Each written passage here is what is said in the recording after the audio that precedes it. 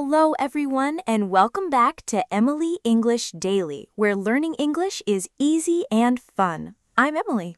Hello, Emily. Hi, everyone. We are so thrilled that you are joining us today for a very exciting and special episode.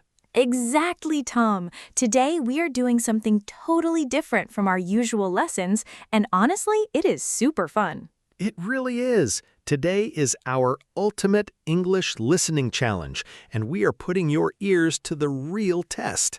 That's right. Have you ever wondered if you can actually understand real fast native English out in the real world? Well, today you are going to find out. And don't worry, because we are right here with you the whole time. Here is how the game works. Today, we're going to play 3 short, natural English conversations for you. We will speak at normal native speech, just like 2 friendly Americans chatting on the street or in a store. Your job is just to listen closely. We'll play the conversation straight through without stopping. And there's no help on your first try. And please do not stress at all if you miss a few words. That is completely normal and is part of the game. Exactly. After each conversation, Tom and I will go back and review the whole dialogue together with you step by step. We will explain all the tricky parts like fast speech, slang words, and those casual contractions that always trip people up. So make sure you stay with us until the very end so you can count your points and see how well you did. Are your ears ready for the game? Let's jump right into challenge number 1. Awesome! For this first challenge, we're starting at an easy and comfortable level, around A1 or A2. Right. The situation is very common in daily life. 2 friends are texting and chatting about their plans for the weekend. Listen carefully to how we make informal suggestions and ask about free time. Okay, here we go. Hey there, what are you up to this Saturday? Not much, honestly. I'm just hanging out around the house. Why? What's up? Well, I'm going to check out that new coffee shop downtown. Want to come with me? Oh, yeah, I'd actually love to. What time are you thinking? How about around 10 in the morning? We can grab some coffee and maybe a delicious pastry or something. That sounds great to me. Should we meet right in front of the shop? Yeah, perfect. I'll text you the exact address when I leave my house on Saturday. Awesome. I really can't wait to try their famous iced latte. Me too. All right, I will see you Saturday morning at 10. See you. Have a really good week at work. And that is the end of conversation number 1. How did you do out there on your very first test? Hopefully you caught the main idea. 2 friends happily agreed to get coffee together this Saturday morning at 10. Exactly. But let's look back at a few fast-spoken phrases that might have sounded a little blurry to your ears. First, right at the very beginning, Tom asked a great question. Slow. What are you up to this Saturday? Yes, to be up to something is just a very casual American way to ask, what are your plans? Right. So if a coworker or friend says, "What are you up to today?" they just want to know what you are doing. It is much more natural than asking, what are your planned activities for the weekend? Totally. And then notice how Tom invited me to go with him. He said, "I'm going to check out that new coffee shop." That word gonna is absolutely everywhere in spoken American English. It's simply short for the words going to. Exactly. And right after gonna, Tom used another super common reduction when he asked, "Wanna come with me?" Wanna is short for want to. Native speakers combine those words automatically whenever we speak at natural speeds. We really do. So instead of saying, "Do you want to come?" it becomes a quick, friendly, "Wanna come?" You'll hear gonna and wanna in movies, TV shows, and real conversations every single day, so get comfortable with them. Next, did you notice the interesting phrasal verb Tom used? He said he wanted to check out the new coffee shop. Oh yeah, to check out something just means to go see it, to examine it, or to try it for the first time. You can check out a new restaurant, a cool new movie, or even a fun new YouTube channel. Exactly. It's a fantastic phrase to use whenever you're exploring something new in your town or city. And what about when Tom suggested having some food? He said, we can grab some coffee and maybe a pastry or something. Right. The verb grab literally means to take something quickly with your hand, but in casual English, it means to get food or drinks. Yes, if an American says, let's grab lunch or let's grab a coffee, they simply mean let's go buy some and eat together. It sounds so much more relaxed and natural than saying, let us purchase and consume beverages together. It sure does. Finally, at the very end of our chat, I said, see you, instead of the formal goodbye. Yes, in casual, everyday speech, the word you almost always turns into a short, relaxed ya sound at the end of sentences. So, see you or see you later is the most natural way to say goodbye to a close friend or family member. Great job on completing that first review. If you understood most of that weekend plan conversation, give yourself 1 point. You are doing fantastic. Now let's move right along to challenge number 2, which steps up the difficulty just a little bit. That's right. This second conversation is around a solid A2 level, and it takes place in a completely different everyday setting. Today, we are in a clothing store. One person is a customer, and the other person is a helpful store employee. We're talking about returning an item and finding the right size, so listen closely for practical shopping vocabulary. It is just a tiny bit faster this time, and there are some neat idioms. Focus your ears, and here we go. Hi there, welcome into the store. How can I help you out today? Hi, I'd like to return this blue sweater, please. It just didn't fit me right when I tried it on at home. No problem at all. Do you happen to have the receipt and the original price tag still attached to it? Yep, everything is right here in the shopping bag. Is it okay if I exchange it for a different size instead of a refund? Sure thing. What size are you looking for today? This one you brought back is a medium. I think I really need a large. Do you have this exact same color in a large somewhere in the back room? Let me go take a quick look for you. Give me just a second to check our store stock. Thanks so much. I really love the bright color, so fingers crossed that you have it. You're in luck. I actually found our very last large right on the top shelf in the back. Oh, wonderful. I will definitely take it. Thanks so much for checking back there for me. And time is up for conversation number 2. That was a super common real-life shopping situation, wasn't it? Yes, returning or exchanging clothes in a store can feel intimidating when you are using a second language, but you did great. Let's break down some of the natural retail vocabulary and spoken pronunciation that appeared in this dialogue. Right at the start of the scene, when I asked to return the sweater, I explained it didn't fit me right when I tried it on at home. That short verb fit is so important whenever you go shopping. If clothes don't fit, it means they are the wrong size. Exactly. If a shirt is too big, too small, or too tight, you simply tell the worker it doesn't fit. And notice how warmly I answered when Emily asked if she could make an exchange for a large size. You said, sure thing. That is a very friendly American expression that just means yes, definitely, or absolutely. We use sure thing all day long in customer service and among friends. It sounds much warmer than just saying a flat yes. Next, did you hear how fast Tom spoke when he offered to go look for the larger sweater in the back room? I said, give me just a second to check our stock, but when I spoke at normal speed, how did give me sound? It sounded just like gimme.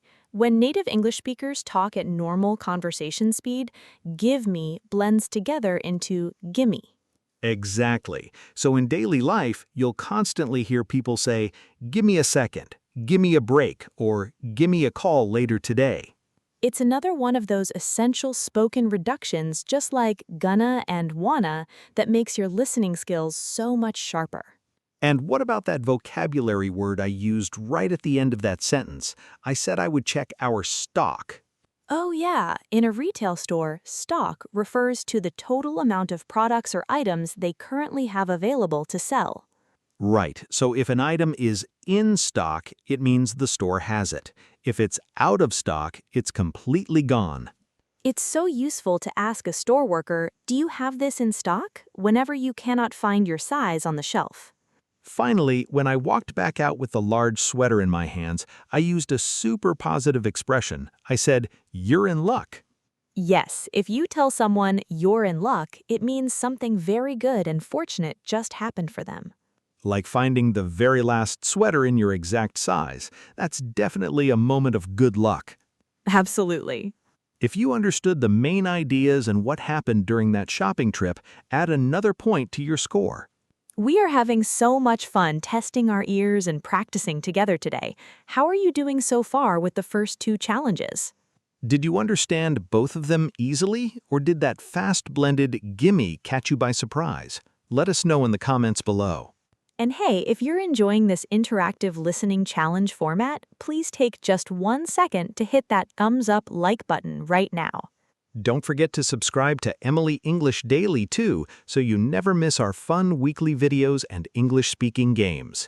And if you have a friend or family member who is practicing their English, share this episode with them and see who gets the higher score. That would be a fun competition. Now it is time for our third and final challenge of the day, which is the ultimate test. Yes, this conversation steps up to an A2 to B1 level, and it is taking place over the telephone. Phone calls can feel extra tricky in a new language because you cannot see the other person's face or lip movements to get visual clues. Exactly, but please do not worry. The situation is very straightforward. Someone is calling a dental office to reschedule an appointment for next week. Listen closely for days of the week, specific times, and some very fast natural pronunciation. Ready? Let's go! Good morning, Oak Tree Dental Clinic. This is Sarah speaking. How can I help you today? Hi, Sarah. My name is Mark. I'm going to need to reschedule my cleaning appointment that I have set for this Thursday. I can certainly help you with that, Mark. Let me pull up your patient chart on my computer real quick. Thanks so much. Something came up at work unexpectedly, so I won't be able to make it in this week after all. I totally understand. I see your appointment right here for Thursday at 2. When would you like to come in instead? Do you happen to have any morning openings available next Tuesday or Wednesday? Let me check the dentist's schedule for next week. It looks like Tuesday morning is completely full right now. Oh, okay. What about Wednesday morning? Is there anything available around 9 or 10? Yes, we actually just had a cancellation, so I can slot you in at 9:30 on Wednesday morning. Wow, that is absolutely perfect. 9:30 works great for my busy work schedule. Wonderful. I've got you moved to Wednesday at 9:30. We will send you an automated reminder text on Tuesday afternoon. Awesome. Thanks so much for all your help, Sarah. Have a really great afternoon. You too, Mark. We'll see you next week. Bye. Wow, that was fast and furious. That third dialogue was definitely our fastest and most natural conversation of the day. It really was. Phone conversations move quickly in real life, and medical offices always use very specific scheduling language when making appointments. Let's dive right in and unpack all those juicy vocabulary words and tricky pronunciation reductions from that phone call. First, Mark said right at the start that he needed to reschedule his appointment. That helpful prefix, re, means to do something again. Exactly. So to reschedule simply means to change the date or time of an existing appointment to a brand new schedule. If you ever need to change a doctor's visit or a business meeting, just say, "I need to reschedule my appointment." And notice the fast pronunciation reduction Sarah used when she said she would look at his patient records on her screen. She said, "Let me pull up your chart." How did she pronounce the words, "let me," in that quick sentence? She pronounced it as lemmy. Just like give me turns into gimme, the words let me turn into lemmy in fast casual speech. That is a huge secret for improving your native listening. When you hear someone say, "let me check," your brain automatically knows it means, "let me check." And did you catch the great phrasal verb Mark used to explain why he couldn't come to the clinic on Thursday? He said, "Something came up at work." To come up is such an important phrasal verb for everyday life and professional situations. Yes, when something comes up, it means an unexpected problem, event, or task happens suddenly that forces you to change your plans. If your boss suddenly calls an emergency meeting, you can text your friends, Sorry, I can't meet for dinner. Something came up at work. It is the most polite and common excuse to use because you don't have to explain all the boring private details. Later in the call, Mark asked a very polite question. Do you happen to have any morning openings next Tuesday? That phrase, "do you happen to," is a wonderful, gentle way to ask if something is available or true without sounding too direct. Exactly. It sounds much softer and more polite than just demanding, do you have morning openings? It's fantastic for phone calls. And what about that vocabulary word, openings? Why didn't Mark just ask for an appointment time? In scheduling and business, an opening is an available time slot where a doctor, dentist, or professional is completely free to see you. Right, so when Sarah looked at the computer and saw that Tuesday was full, she checked Wednesday and happily found a cancellation. A cancellation happens when another patient calls to cancel their appointment, creating a brand new opening on the schedule just for you. And then Sarah used a very natural scheduling verb. She said, "I can slot you in at 9:30 on Wednesday."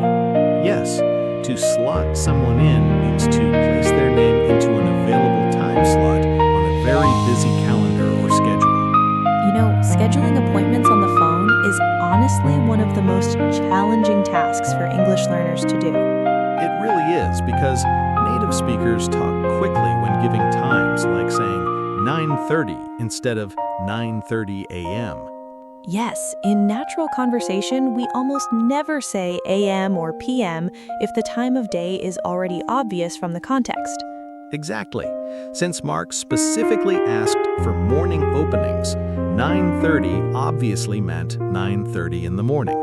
Noticing small context clues like that is exactly how you build confidence and become a true master at English listening. If you understood why Mark needed to change his dental visit and the new time he received, give yourself your third and final point. Speaking of mastering your English, we know how hard it is to find native speakers to practice listening and speaking with every single day. That is exactly why we created Emily English Daily AI. It is your own personal, super smart English learning assistant. And with Emily English Daily AI, you can practice listening to real native voices, speaking out loud, and having fun, natural chats anytime you want. It is available 24/7 right on your smartphone or computer to help you improve much faster. Whether you want to practice job interviews, casual small talk, or tricky grammar, Emily English Daily AI is always patient and ready to chat. We put the direct link right down in the episode description below, so go click the link and try Emily English Daily AI today. And now the exciting moment of truth has finally arrived. It is time to calculate your final score for today's big listening challenge. How many points did you score out of 3 today? Did you manage to get all 3 challenges completely right? If you scored a 3 out of 3, huge congratulations to you. Your English listening skills are really sharp and awesome. And if you scored a 2, a 1, or even a 0 today, please do not feel disappointed or discouraged at all. Exactly. Real spoken English is full of fast linking, casual slang, and tricky word reductions that take time and patient practice to get used to. Every single mistake you make is just a stepping stone that helps your brain recognize those fast, native sounds next time. The most important thing is that you showed up and challenged yourself today, and that means you are making real, valuable progress. Please drop a comment below right now and tell us your final score from 0 to 3. We love reading every single comment. And remember to subscribe and like this video so we can keep making fun, interactive listening challenges for you every week. Thank you so much for spending your time and learning with us today. Keep practicing your listening, and we'll see you next time. Bye, everyone. Happy learning, and see you soon.